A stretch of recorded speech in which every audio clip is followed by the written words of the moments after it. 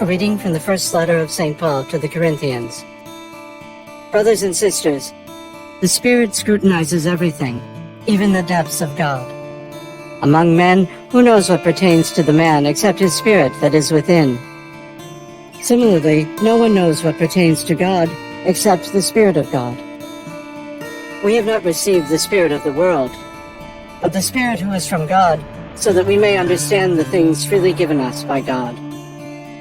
And we speak about them not with words taught by human wisdom, but with words taught by the Spirit, describing spiritual realities in spiritual terms. Now the natural man does not accept what pertains to the Spirit of God, for to him it is foolishness, and he cannot understand it, because it is judged spiritually. The one who is spiritual, however, can judge everything, but is not subject to judgment by anyone. For who has known the mind of the Lord so as to counsel him? But we have the mind of Christ.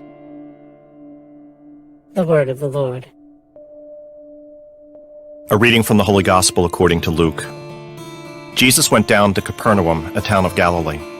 He taught them on the Sabbath, and they were astonished at his teaching, because he spoke with authority. In the synagogue there was a man with the spirit of an unclean demon, and he cried out in a loud voice, "What have you to do with us, Jesus of Nazareth? Have you come to destroy us?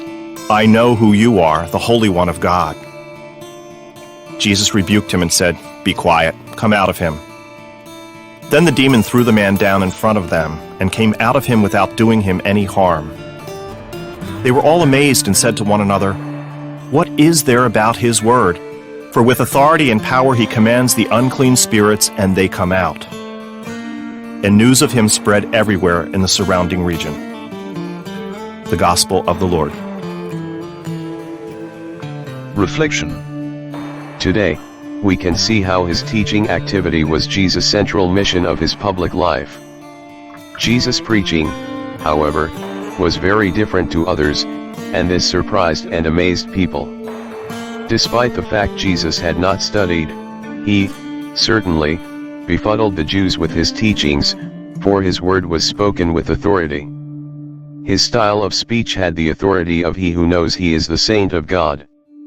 It was precisely such authority in his speech that gave strength to his language.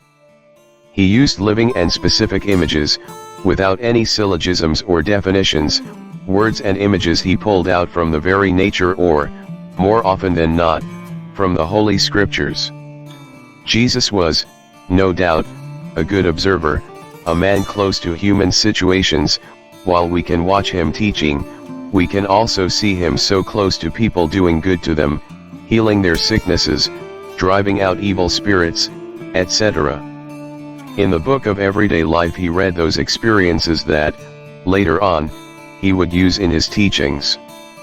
Despite this elementary and basic material, the Lord's word was always profound and perturbing, radically new and definite. The greatest thing about Jesus Christ's speech was how he could combine his divine authority with the most incredible human simplicity. Both authority and simplicity were possible in Jesus thanks to his knowledge of the Father and his relation of amorous obedience with him. It is this especial relationship with the Father that explains that unique harmony between greatness and humility. The authority of his speech did not adjust to human parameters, there was no competition, no personal interest or glitter. It was the kind of authority manifested both by the sublimity of the word and its humility and simplicity. There never was in his lips any personal praise, haughtiness, or shouting. Mildness, gentleness, understanding, peace, truth, light, justice, this was the aroma surrounding the authority of his teachings.